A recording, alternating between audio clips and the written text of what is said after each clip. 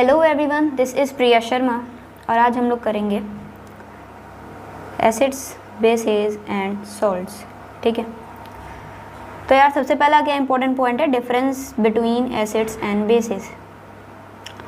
तो एसिड्स और बेसेस में क्या डिफरेंसेस हैं उसके बारे में डिस्कस करते हैं। तो यार अगर बात करें टेस्ट की, तो एसिड जो होता है वो सोवर टेस्ट करता है और बेस जो होता है वो बिटर होता है। ठीक, पीएच रेंज की बात करें, पीएच क्या होता है ये आगे पता चलेगा, बट ये जो डिफरेंसेस हैं इसको याद कर लो। सो बेसिकली पीएच रेंज कितना होता है, एसिड में 0 से लेके 7 तक होता है और बेस में 7 से लेके 14 तक होता है। अब यार एसिड और बेस जो होते हैं वो लिटमस पे या लिटमस को कैसे चेंज करते हैं। अगर हमारे पास ब्लू लिटमस है और उस पर हम एसिड डालें तो उसे रेड कलर में कन्वर्ट करेगा। अगर हमारे पास रेड लिटमस है और उस पर अगर हम बेस डालेंगे तो वो उसको ब्लू कलर में कन्वर्ट करेगा। ऑलराइट, फेनोल्फेथलीन क्या है, ये भी एक इंडिकेटर है।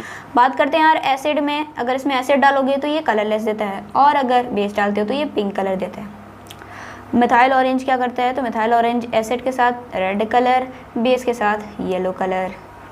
और एग्जाम्पल ऑफ एसिड्स तो HCl hydrochloric acid, H2SO4 sulphuric acid, HNO3 nitric acid, NCS3COH is acid, COOH is acetic acid. Alright, bases के एग्जांपल्स हैं NaOH sodium hydroxide, CaOH whole twice calcium hydroxide, MgOH whole twice magnesium hydroxide and NH4OH whole twice ammonium hydroxide. तो यार इस page में जितना भी तुम देखे हो ना ये सब याद कर लेना। अब यार ये पूछ सकता है और इसको अच्छे से पढ़ते हैं, और ऑल्फैक्टरी इंडिकेटर क्या होता है। तो यार ऑल्फैक्टरी इंडिकेटर होता है substances whose odour changes in acidic और बेसिक मीडियम। ऐसे सब्सटेंस जिनका ऑर्डर मतलब जिनकी स्मेल चेंज हो जाती है, जब उस पर आप एसिड डालोगे तो कुछ और स्मेल करेंगे, बेस डालोगे तो कुछ और स्मेल देंगे, तो वो होता है olfactory indicator. How acids and bases react with metals, acids और बेस मेटल के साथ कैसे रिएक्ट करते हैं। तो मेटल्स के एग्जांपल है तुम्हारे पास जिंक है, कॉपर है, फेरस है एक्सेट्रा। फेरस मतलब आयरन, Fe। तो एसिड्स और बेसेस कैसे रिएक्ट करते हैं मेटल से। तो यार एसिड्स और मेटल को अगर आप रिएक्ट कराओगे तो वो आपको सॉल्ट और साथ में हाइड्रोजन गैस देता है। अगर आप बेसेस और मेटल को रिएक्ट कराओगे तो वो आपको सॉल्ट के साथ साथ हाइड्रोजन गैस ये भी देगा। हाँ डेफिनेटली इधर वाला सॉल्ट अलग है, इधर वाला सॉल्ट अलग होगा, ऐसा नहीं है कि एकदम एग्जैक्टली सेम सॉल्ट होगा, बट इधर भी सॉल्ट और हाइड्रोजन गैस, इधर भी सॉल्ट और हाइड्रोजन गैस। ठीक है, एग्जाम्पल देख सकते हो यार, जिंक प्लस H2SO4, जिंक क्या है एक मेटल है, H2SO4 क्या है सल्फ्यूरिक एसिड है। ऑलराइट, क्या मिलेगा ZnSO4 जिंक सल्फेट जो कि एक सॉल्ट है और साथ में तुम्हें मिल रहा है H2 gas.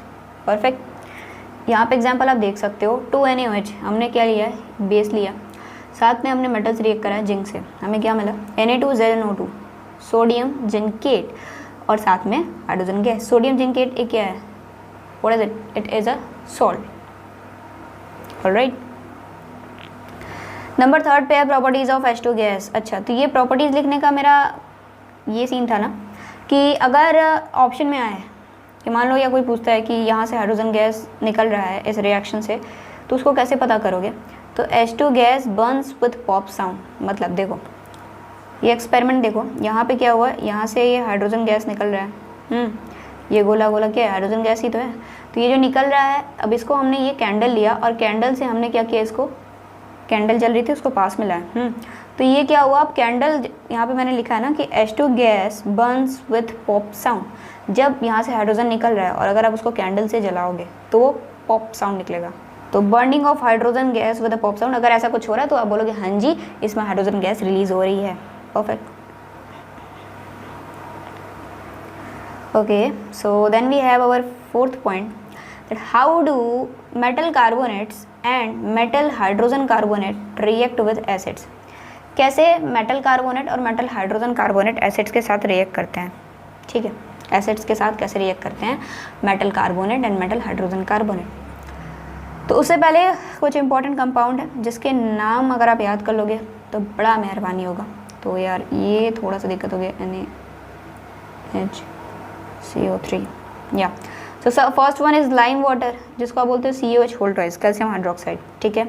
Then we have sodium carbonate Na2CO3, then we have sodium hydrogen carbonate, या फिर उसको आप बोलते हो sodium bicarbonate, alright, NaHCO3, perfect.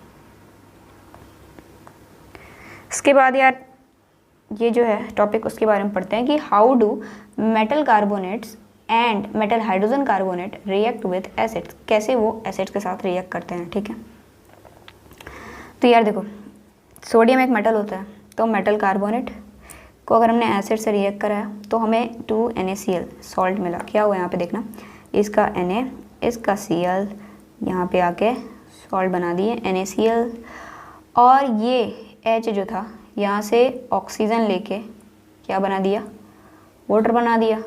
और यहाँ पे क्या था देखो ना, यहाँ पे एक O था, तो यहाँ से CO3 से एक O तो हाइड्रोजन लेके चला गया, पानी बना दिया, बचा कितना CO2, तो CO2 यहाँ आ गया, ओके।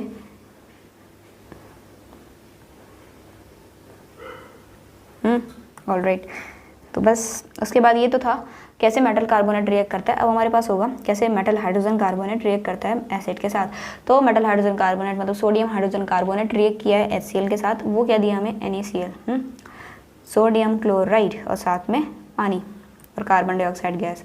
तो तुम देख रहे होगे दोनों में प्रोडक्ट सेम है, ये भी हमें NaCl सॉल्ट दे रहा है, साथ में वाटर दे रहा है, साथ में कार्बन डाइऑक्साइड दे रहा है। सोडियम बाइकार्बोनेट भी हमें क्या दे रहा है, सॉल्ट दे रहा है, वाटर दे रहा है और कार्बन डाइऑक्साइड गैस दे रहा है। Okay, so on passing carbon dioxide through lime water, lime water क्या होता है याद है? तो यार CaOH whole twice calcium hydroxide को हम बोलते हैं lime water. CaOH whole twice जो है, अगर उसको आप कार्बन डाइऑक्साइड से रिएक्ट कराओगे वो तुम्हें CaCO3 की पीपीटी देगा, कैल्शियम कार्बोनेट की पीपीटी देगा, साथ में पानी।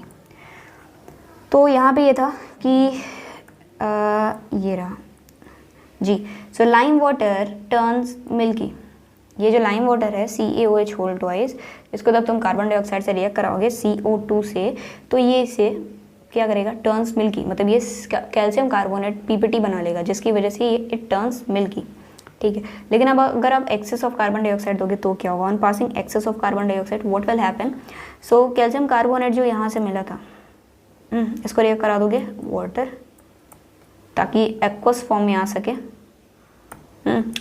एंड कार्बन डाइऑक्साइड से इसको अपन ने रिएक्ट कराया। हमने बोला एक्सेस ऑफ कार्बन डाइऑक्साइड, तो ये हमने यहाँ पे एक्सेस कार्बन डाइऑक्साइड दिया, मतलब फिर से कार्बन डाइऑक्साइड से रिएक्ट कराया, एंड हमें क्या मिला, हमें ये मिला, क्या मिला, calcium hydrogen carbonate. Calcium hydrogen carbonate क्या होता है, सॉल्युबल इन वाटर, पानी में सॉल्युबल होता है, जिसकी वजह से मिल्कीनेस विल डिसअपीयर, क्योंकि अब कोई पीपीटी नहीं रह गया, पीपीटी नहीं रह गया, प्रेसिपिटेट नहीं रह गया। सो मिल्कीनेस डिसअपीयर, ये पूछ सकता है यार।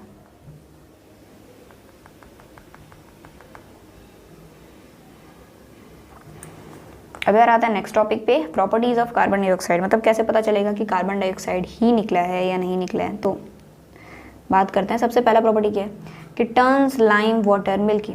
ये क्या करेगा, लाइम वाटर अभी बताया ना, calcium hydroxide, exactly this one, तो इसको क्या कर देता है, मिल्की टर्न कर देता है, मिल्की, समझे मतलब क्या होता है, समझो ना यार। CaOH होल ट्वाइस को हमने रिएक्ट कराया था CO2 से, हमें मिला था CaCO3, जो कि एक पीपीटी होती है, वो नीचे बैठ गया था, पीपीटी नीचे बैठता है ना, प्रेसिपिटेट होता है।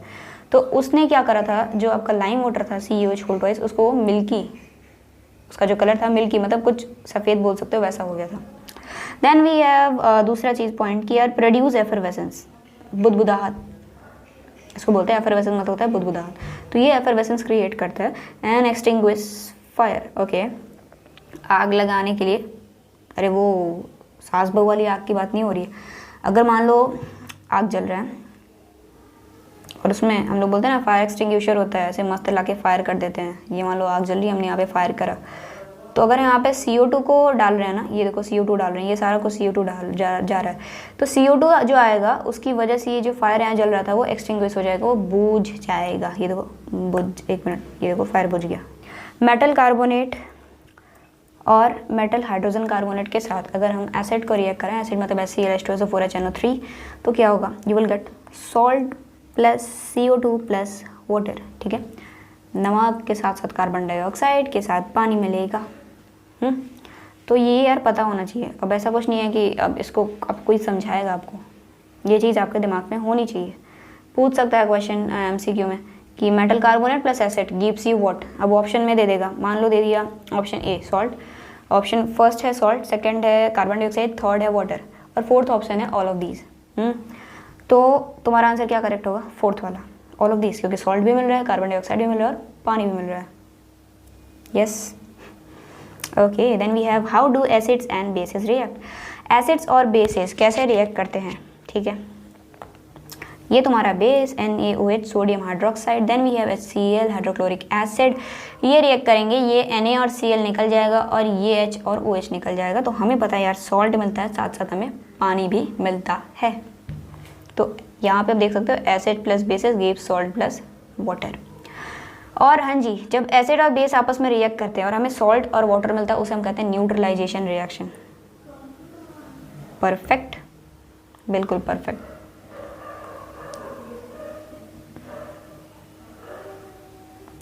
एक जैसे मान लो ये तुम्हारा हाथ है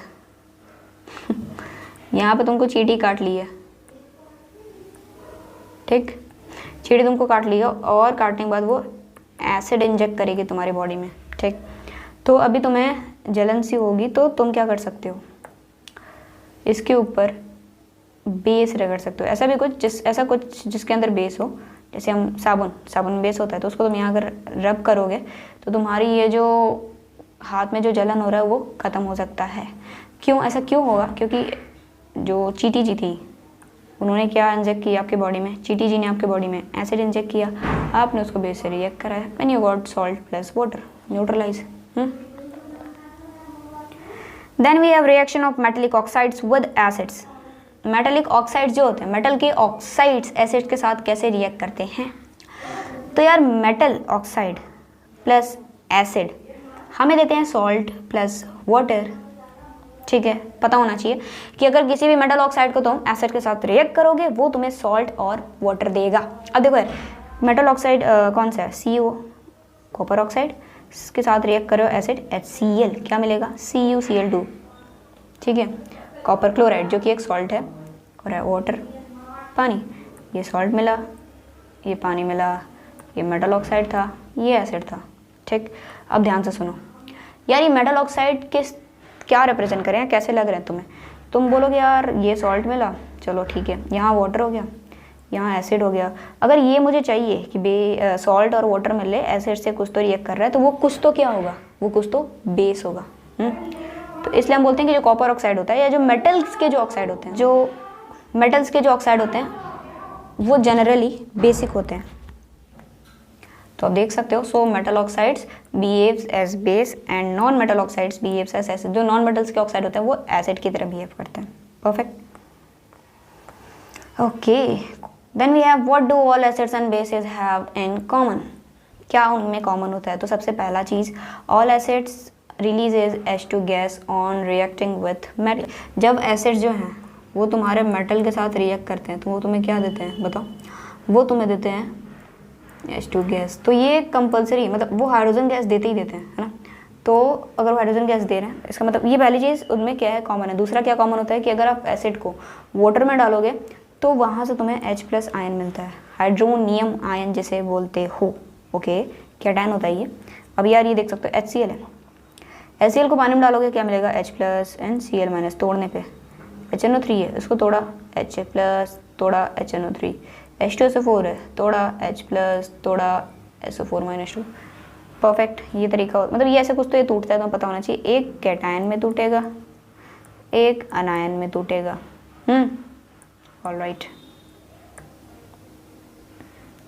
अब यार एक कंसेप्ट है कि तुम्हारे पास अगर कोई वायर है, मान लो ये वायर है, मैं चाहती हूँ इस वायर से करंट पास करे, तो कैसे पास करेगा? ये जो इलेक्ट्रॉन्स होते हैं ना, ये तुम्हारे इलेक्ट्रॉन्स जो हैं ये चलते हैं, जिसकी वजह से करंट पास होती है। ठीक है, चलो वायर में तो हो गया, इलेक्ट्रॉन फ्लो कर रहा है, उस वजह से करंट जा रहा है। बट सॉल्यूशन में करंट क्यों फ्लो करता है? तो वो because of ions flow, ion flow करता है। आयन जैसे मान लो कैटायन और अनायन जो होता है वो उसी को आयन बोलते हैं। तो वो अगर फ्लो कर रहा है उसकी वजह से हमारे पास करंट फ्लो करता है सॉल्यूशन में भी। जैसे आपने एक बचपन में एक्सपेरिमेंट करा होगा, बचपन में क्या मतलब जनरली लोग एक पढ़ाई होगा, मान लो हमने बीकर लिया और इसमें हमने ले लिया डिस्टिल्ड वाटर। डिस्टिल्ड वाटर क्या होता है? एकदम प्योर, ठीक है। H+ एंड OH- ही इसमें होगा, मतलब सिर्फ H+ और OH-, कोई इम्प्योरिटी नहीं है इसमें ना। अगर हम एक ऐसे इलेक्ट्रोड लगा दें और अगर हम सोचें कि क्या यहाँ पे करंट पास होगा, तो द आंसर इज नो, ठीक है।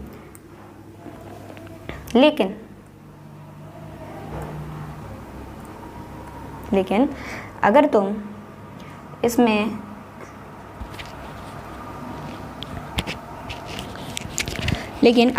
अगर तुम इसमें NaCl डालते हो तो NaCl से क्या होगा? NaCl डालोगे, अब ये Na+ और Cl- के जो आयंस है ना वो इसमें घुल जाएंगे और यस, अब करंट जो होगा वो तुम्हारा पास होगा। तो यार पॉइंट नंबर 9 है, HCl एक एसिड है, और इसको अगर हम जैसे तोड़ते हैं तो हमें H+ मिलता है और Cl- मिलेगा। लेकिन ये पॉसिबल तभी हो पाएगा जब वो एक्वस मीडियम में होगा, राइट। सॉलिड मीडियम में होगा तो ऐसा पॉसिबल नहीं हो पाएगा। तो ये चीज़ आपको पता होनी चाहिए, okay. This experiment suggests that hydrogen ions in HCl are produced in the presence of water. The separation of H+ from HCl molecules cannot occur in the absence of water. हाँ जी बिल्कुल यार, इसमें कोई रॉकेट साइंस नहीं है। हमने देखा ये HCl जो है वो H+ और Cl- पर टूटेगा कब? जब ये एक्वस फॉर्म में होगा। और एक्वस फॉर्म का मतलब मेरे भाई यही होता है कि तुमने HCl के साथ पानी ले रखा है। यहाँ पे देख सकते हो आप, ये देखो आप अपने HCl के साथ पानी ले रखा है और ये टूट जाता है तुम्हारा, ये H3O पॉजिटिव और Cl- में। अब तुम बोलोगे यार आप बोल रहे हो H+ में टूटता है, फिर ये H3O पॉजिटिव क्या है? तो रुको ज़रा सब्र करो। देखो H3O पॉजिटिव को तुम लिखते हो, क्या लिखते हो? H+ + H2O, मतलब वाटर के साथ साथ H+, हाइड्रोनियम आयन आप लिखते हो, राइट। तो ये लिखने का तरीका होता है H+ को, ये भी H+ को ही रिप्रेजेंट करता है और ये भी H+ को ही रिप्रेजेंट करता है। Hydrogen ions can not exist alone, जी बिल्कुल, वो अकेले एग्जिस्ट नहीं कर सकता, इसलिए ये इस फॉर्म में है H3O positive, but they exist after combining with water molecules. This hydrogen ions must always be shown as H+ aqueous और हाइड्रोनियम आयन, जी बिल्कुल। या फिर आप उसको H+ के फॉर्म ऐसे लिखोगे एक्वस लगा के, या फिर आप ऐसे लिख दो H3O पॉजिटिव, ठीक है। This is hydronium ion and this is H+ in aqueous form, right, okay. मतलब आप इसको वाटर के साथ ही लिख सकते हो। तो यार हमने देखा, वी हैव सीन कि जो एसिड्स है वो हमें H3O पॉजिटिव या फिर H+ एक्वस दे रहा है वाटर में। Sorry, let us see what happens when the base is dissolved in water. अगर आप बेस को पानी में डालते हो तो क्या होगा? Your base NaOH, right, and you have water H2O। अब इसको अपन ने डिसॉल्व करा तो हमारे पास Na पॉजिटिव आया और OH नेगेटिव आया। सो हमें क्या मिल रहा है इस बार? ही हमें मिल रहा है OH- एक्वस में। एसिड में क्या मिलता है? H+ एक्वस, राइट, और बेस में OH-। फिर हमने बोला यार और भी बेस के एक्सपेरिमेंट्स करते हैं, और भी बेसिस को डिसॉल्व करते हैं, मे बी रिजल्ट में कुछ चेंज है। बट हमने डिसॉल्व करा KOH को पानी में, तो अगेन हमें K+ तो मिला, मतलब कैटायन के साथ साथ अनायन मिल रहा है, और वो अनायन क्या है? OH-। MgOH होल टॉइस को, मैग्नीशियम हाइड्रोक्साइड को डिसॉल्व करा पानी में, तो फिर से कैटायन तो मिला, लेकिन अनायन क्या मिल रहा है? Hydroxide, right. तो अब तुम्हें एक चीज़ पता चल गई कि एसिड के साथ जैसे H+ निकलता है, वैसे ही bases generate hydroxide ions in water. Bases which are soluble in water are called alkali, जी बिल्कुल। ऐसे बेसिस जो कि वाटर में सॉल्युबल हो जाएंगे, घुल जाएंगे, या ऐसे मान लो तुम्हारे पास पानी है, घुलना मतलब ये होता है कि तुम्हारे पास पानी है और तुमने यहाँ पे ऐसे ऐसे ऐसे ऐसे सॉल्ट डाल दिया, सॉरी सॉल्ट बोल रही हूँ, बेसिस डाल दिया आपने, और फाइनली आपका ये सॉल्यूशन मान लो बना। तो इसमें ना ये जो सॉल्यूशन बना, और एक या तो ये बन सकता है या तो ये बन सकता है, या नीचे नीचे ऐसे कुछ तो PPT बना हुआ। तो अगर ये नीचे आके PPT बन के बैठ जाएगा तो सॉल्युबल नहीं हुआ, और लेकिन PPT नहीं बना, एकदम सॉल्यूशन में ही घुल गया, तो वो क्या हुआ? सॉल्युबल। एग्जाम्पल, आपके पास चीनी होती है, शुगर या फिर आप ले सकते हो सॉल्ट, उसको जब पानी में डालते हो तो हमें क्या दिखता है, सिर्फ पानी दिखता है ना, वो ऐसे अलग से तो शुगर ऐसे नीचे ऐसे ऐसे बैठा हुआ तो नहीं दिखता है। तो इसका मतलब क्या है, ये सॉल्युबल है। अगर हम उसमें बालू डाल दें, पानी में बालू डाल दे तो नीचे नीचे बैठ जाएगा, तो वो इनसॉल्युबल है, वो पीपीटी बना देगा, प्रेसिपिटेट बना लेगा, right. Okay, all bases do not dissolve in water, an alkali is a base that dissolves in water, they are soapy to touch. ये सारा चीज़ आप याद कर लेना, बस इतना आपको पता होना चाहिए कि अल्कलीज ही ऐसे बेस होते हैं जो कि पानी में डिजोल्व हो जाते हैं, है ना। मतलब ऐसे बेस जो कि पानी में डिजोल्व होंगे they are known as alkalis, और जो डिजोल्व नहीं होंगे they are not alkalis, right. Now we have identified that all acids generates H plus aqueous and all bases generate OH minus aqueous. Okay, we can view the neutralization reaction as follows. क्योंकि हमने देख लिया कि सारे bases H plus दे रहे हैं, सारे bases OH minus दे रहे हैं, सारे acids H plus दे रहे हैं, तो अब हम लोग इसको ऐसे लिख सकते हैं, क्योंकि acid is what, कोई तो अनायन साथ में H plus cation, base is what, कोई तो कैटायन साथ में OH माइनस अनायन, क्योंकि बार बार ये OH दे रहा थी, बार बार H दे रहा था, तो हुआ कुछ यूँ, ये दोनों एक साथ ऐसे मिल के निकल लेंगे और यहाँ पे MX बना देंगे, और ये दोनों आपस में जुड़ के HOH मतलब वाटर बना देंगे, राइट। ये warning sign displayed on containers containing concentrated acids and bases. तो let me explain you the concept. हमारे पास कंटेनर है, हमारे पास एक और, अच्छा आप आंसर करना, ये ए है, ये बी है, हमारे पास वाटर है, हमारे पास एसिड है या बेस है, और हमारे पास यहाँ पे है वाटर। ओके, हमसे क्या बोल रहे हैं, ठीक है ना। तो हमारे पास एक जगह वाटर है, तो अब देखो यार, हमने क्या बोला, हमारे पास टेस्ट ट्यूब था, या टेस्ट ट्यूब हटाओ, मैंने क्या किया, और एक और केस ले लेते हैं, केस नंबर C। तो ये रहा तुम्हारा अगेन एक वाटर।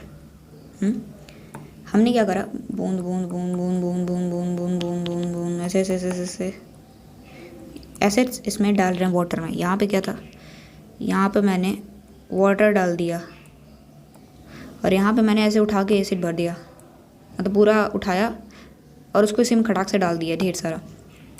कौन सा सही है, तो आप बोलोगे ये भी गलत है, ये भी गलत है, ये सही है। क्यों, क्योंकि पता है आपको, वाटर अगर है ना, तो वाटर में एसिड आपको कैसे यूज़ करना, कैसे डालना है, ड्रॉप बाय ड्रॉप, जी बिल्कुल, एक एक बूंद करके डालना है, लर्न इट। एसिड को डालोगे वाटर में ड्रॉप बाय ड्रॉप, एसिड को अगर ऐसे डाल दोगे, पूरा उठा के डाल दिया, तो भैया बहुत भयंकर वाला हीट रिलीज़ होता है, और मे भी तुम्हारा कंटेनर जो है ना वो टूट भी सकता है। और इसकी बात करूँ तो एसिड और बेस में अगर तुम ऊपर से पानी डाल रहे हो तो ये बहुत ज़्यादा एक्सोथर्मिक होता है, इसलिए ये तरीके जो है ना हमारे, ये गलत हैं। The only right way is a वाला।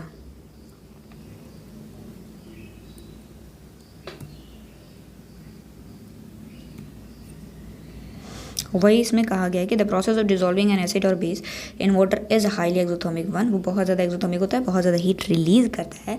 Care must be taken while mixing concentrated acid और sulphuric acid with water. The acid must always be added slowly to water with constant stirring. हाँ जी, एक और इम्पॉर्टेंट चीज़, acid को आपने add करना है किस में, वाटर में, नो डाउट, लेकिन कैसे, स्लोली, धीमे धीमे, हाँ जी बिल्कुल, स्लोली आपने ऐड करना है। और सबसे इम्पॉर्टेंट चीज़ यहाँ पे रख लेना है टेस्ट ट्यूब या फिर कुछ भी जिसकी हेल्प से आप स्टिर कर सको इसको।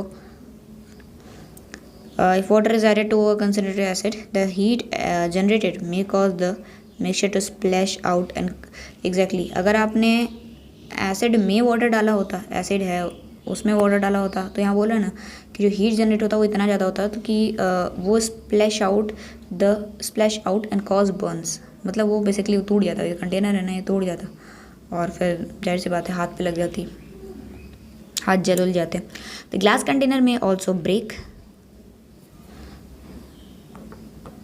The glass container may also break due to excessive local heating. हाँ जी, look out the warning sign, ये देख सकते हो, ठीक है। मिक्सिंग एन एसिड और बेस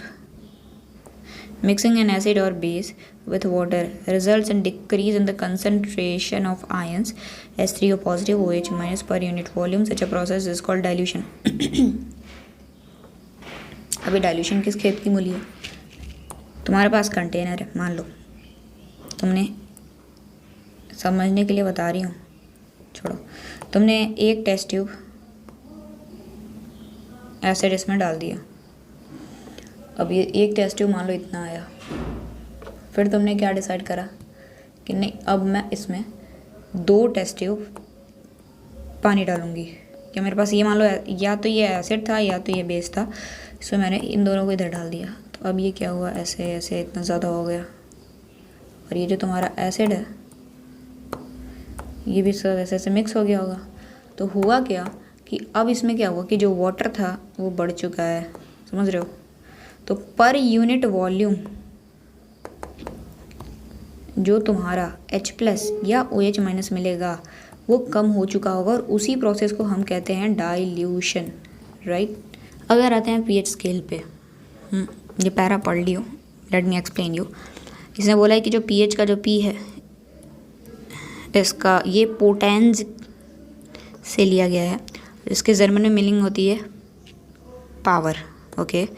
और सबसे इम्पॉर्टेंट चीज़ आप देख सकते हो, ये जो pH होती है तुम्हारी, ये 0 से लेके 14 तक होती है, और बीच में 7 भी आएगा नो डाउट। तो 7 मतलब होता है न्यूट्रल, ना ही एसिडिक ना ही बेसिक। 0 पे जैसे जैसे इधर आओगे तुम्हारी एसिडिटी बढ़ती जाती है, तो 0 पे क्या होगा, सबसे मैक्सिमम एसिडिक, और इधर जाओगे तो तुम्हारी बेसिसिटी बढ़ेगी, और 14 पे क्या होगा, मैक्सिमम बेसिक, राइट। सो ये 0 पे मैक्सिमम एसिडिक, 14 पे मैक्सिमम बेसिक। मैक्सिमम बेसिक मतलब OH- सबसे ज़्यादा, मैक्सिमम एसिडिक मतलब H+ सबसे ज़्यादा, ठीक है, ये बता दिया मैंने, बिल्कुल।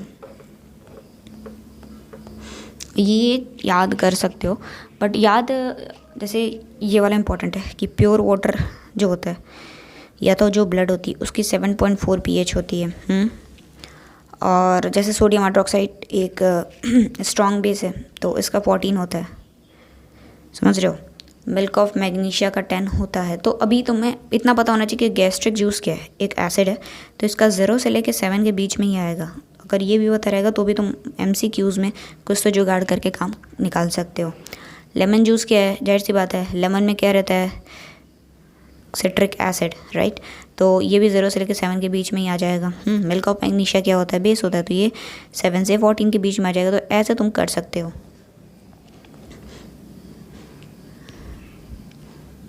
अच्छा, तो जो बेस और एसिड का जो स्ट्रेंथ तो डिपेंड करता है कि कितना नंबर ऑफ आपके पास H+ और OH- के आयंस हैं, ओके।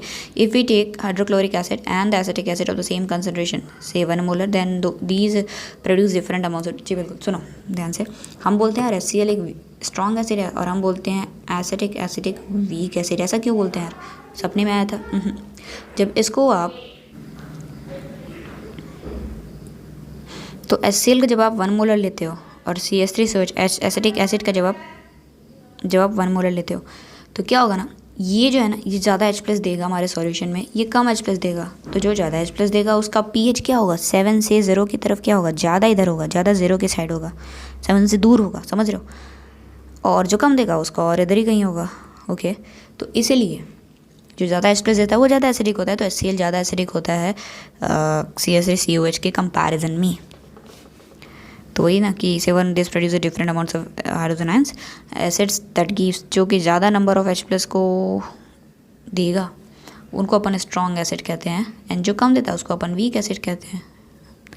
अब बात करते हैं जी importance of pH in everyday life. हमारे एवरीडे लाइफ में pH का क्या इंपॉर्टेंस है। देखो, कुछ चीज़ें इंपॉर्टेंट हैं जो मैं बता रही हूँ, उसको लर्न कर लेना।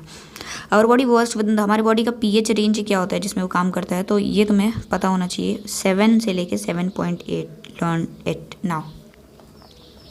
Living organism can survive only in a narrow range of pH change, ठीक है। व्हेन द pH रेंज, हाँ जी, एसिड रेन का pH 5.6, मतलब when the pH of rain water is less than, जैसे मान लो यहाँ पे है 0, यहाँ पे है 7, ये है मान लो ये 6, ये है 5, और ऐसे ऐसे जा रहे हो, ये है 5.6। तो अगर अब एसिड जो रेन वाटर उसका पीएच अगर अब इसके इधर गया तो उसको अपन बोलते हैं एसिडिक रेन या एसिड रेन बोल सकते हैं, ठीक। वन एसिड रेन फ्लोज, और यही जब रिवर में जाती हैं तो चूँकि ये वहाँ गई तो इनके पास H+ ज़्यादा था, वहाँ मिलेंगी तो उसके भी H+ उसका भी H+ कॉन्सेंट्रेशन बढ़ाएंगे, जिसकी वजह से रिवर वाटर भी हमारा एसिडिक हो जाता है और हमारे aquatic life, the survival of aquatic life in such rivers becomes difficult. The atmosphere of Venus, जो वेनस है ना वो किससे बना हुआ है? Thick, made up of thick white and yellowish clouds of sulphuric acid. ओ तरीकी सल्फ्यूरिक एसिड H2SO4, जिसका जिसके कंटेनर पे ऐसा कुछ तो साइन बना रहता है खतरे वाला, और वो पूरा प्लैनेट ही उससे बना हुआ है H2SO4 से, समझ रहे हो? Okay, what is the pH of soil in your backyard? मिट्टी खोद के देख लेना यार क्या है। बात करते हैं हमारे डाइजेस्टिव सिस्टम में पीएच का क्या सीन है। तो it is very interesting to note, हमारा जो स्टमक होता है ना वो HCl हाइड्रोक्लोरिक एसिड रिलीज़ करता है और ये हेल्प करता है हमारे डाइजेशन में बिना हमारे स्टमक को हार्म किए हुए। Okay, so during indigestion the stomach produces too much acid and this causes pain and irritation. जाहिर सी बात है, जब तुम्हारे हाथ पे एसिड लग जाता है और वो हाथ पे इरिटेशन होने लगती है तो पेट कौन से खेत की मूली है, वो तो और भी कमज़ोर है यार। तो उसमें क्या होगा, जब ज़्यादा अमाउंट ऑफ हीट रिलीज़ होने लगती है ना तो तुम्हारे पेट को ना यार दिक्कत होती है।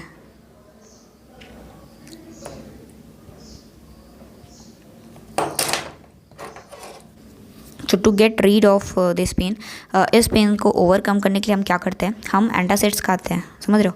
मतलब जाहिर सी बात है यार, मैं या तो जैसे ये magnesium hydroxide milk of magnesia is mild base is often use, इसको यूज़ कर सकते हो। देखो HCl है, एसिड है, अब तुम क्या खाओगे? लेट से तुमने खा लिया मिल्क ऑफ मैग्नीशिया या मतलब वही मैग्नीशियम हाइड्रोक्साइड खा लिया। अब तुम मेरे को बताओ यार, ये H है, ये OH है, ये दोनों निकल जाते थे, ये दोनों निकल, याद है ना, न्यूट्रलाइजेशन रिएक्शन, तो बन गया वाटर प्लस MgCl2।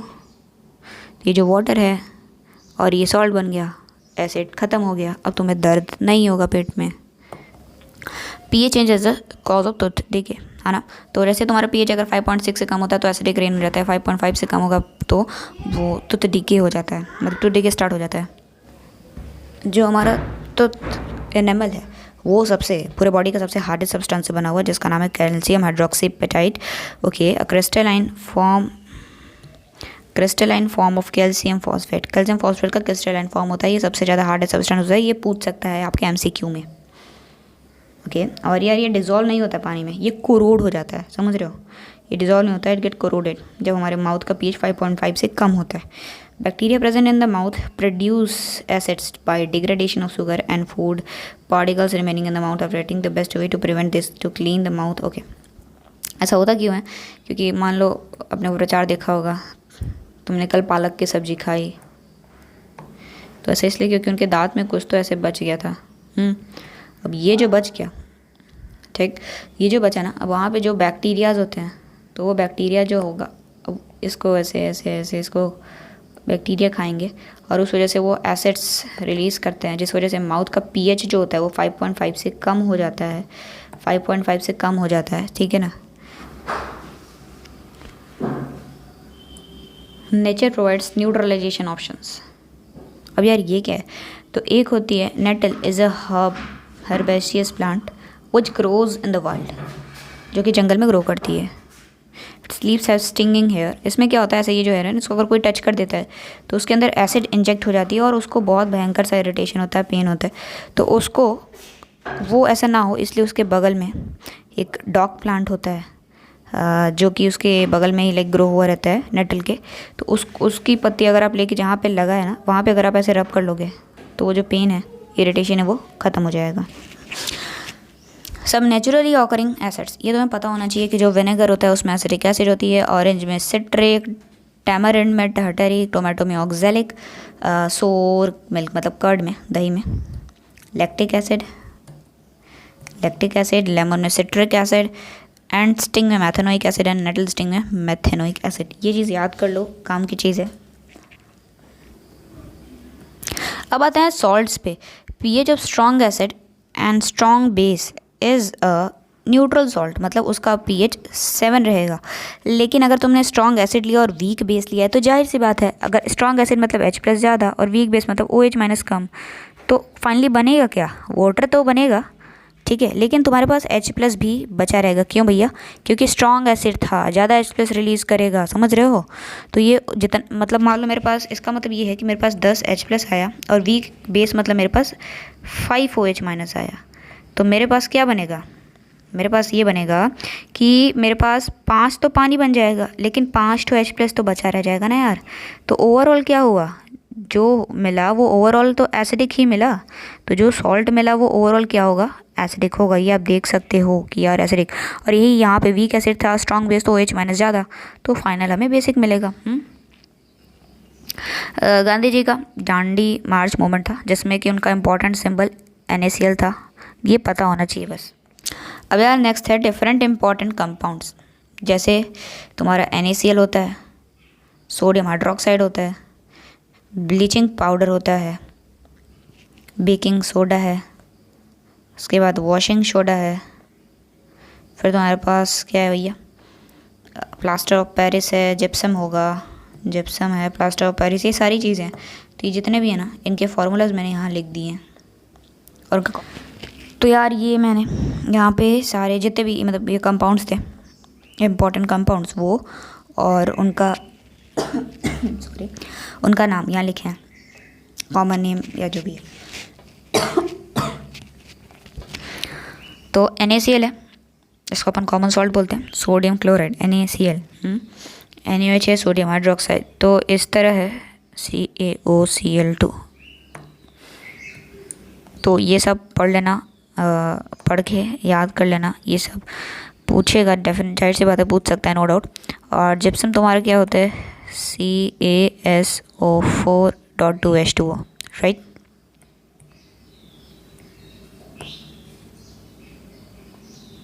ओके, तो ये सारा कुछ यार पढ़ लेना और याद भी कर लेना। अब इसमें देखो समझाने वाला क्या है, तो यार कॉमन सॉल्ट क्या है पता होगा, ये पढ़ लेना, पढ़ोगे तभी होगा। पढ़ के जो इंपॉर्टेंट पॉइंट्स है उसको एक पेज में लिख के सामने वॉल पे पेस्ट कर लेना और उसको फिर पढ़ते रहो। ये सोडियम हाइड्रोक्साइड है, तो इसके जो इंपॉर्टेंट रिएक्शंस दिए हुए हैं ना, उनका नोट्स बना लेना। और फिर जैसे ये है, और सबसे इम्पॉर्टेंट चीज़ इनके यूजेस पता होने चाहिए तुम्हें, ठीक है। तो ये सब पढ़ लेना। अब यार वाटर ऑफ क्रिस्टलाइजेशन क्या होता है? तुम्हारे पास है वॉशिंग सोडा Na2CO3, क्या ये वॉशिंग सोडा है? नहीं, ये Na2CO3.10H2O इज़ वॉशिंग सोडा, है ना। और ये जो 10 पानी है ना, ये इसका वाटर ऑफ क्रिस्टलाइजेशन। जिप्सम के बारे में जानते हो, CaSO4.2H2O, ये जो 2 पानी है ना, ये है इसका वाटर ऑफ क्रिस्टलाइजेशन, ओके। और प्लास्टर ऑफ पेरिस जो होता है, तो जब तुम जिप्सम को हीट करते हो 373 केल्विन पे, तो तुम्हें मिलता है POP, plaster of Paris. Gypsum क्या है? CaSO4.2H2O, और ये क्या है? CaSO4.1H2O, half H2O। तो यह हमारा चैप्टर फिनिश हो ही गवा। एंड यार थैंक यू सो मच। या पसंद आया हो तो लाइक वाइक कर दियो, शेयर कर देना, और सबसे इम्पोर्टेंट भाई सब्सक्राइब कर लो, क्योंकि अभी हमारे चैनल पे एक ऐसे वीडियोज़ आ रहे हैं जो कि आपको 10 मिनट्स में एक चैप्टर रिवाइज करा देगा। लाइक साइंस का फर्स्ट चैप्टर है केमिकल रिएक्शन इन इक्वेशन, तो that whole chapter will be revised in only 10 minutes. Yes, you heard it right. Okay, if you want to access those lecture, please subscribe to this channel.